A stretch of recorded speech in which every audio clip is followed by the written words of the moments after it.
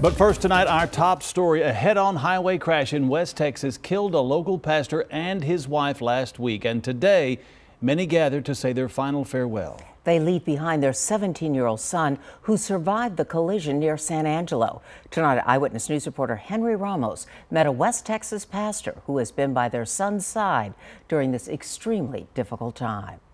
Reverend Scott Bradford of First United Methodist Church of San Angelo says despite David Huo losing both of his parents in that wreck, he has proven to be strong, but most importantly, faithful. In fact, Bradford says just days after he found out his parents died, David asked to go to church while he was in the San Angelo hospital.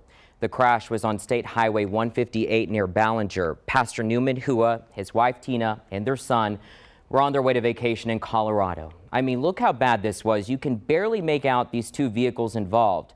According to DPS, last week the family was driving down the highway when they say another man, 22 years of age, lost control of his vehicle and went off the road.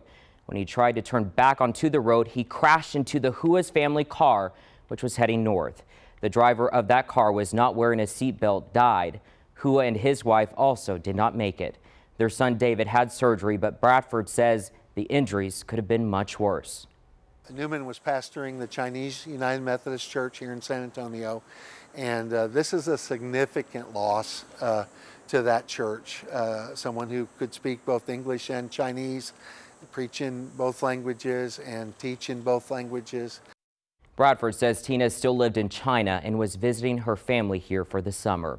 He says Reverend Newman was a Chinese immigrant hoping to become a U.S. citizen because he thought this was his home. As for the son, he plans to finish his senior year at Alamo Heights High School.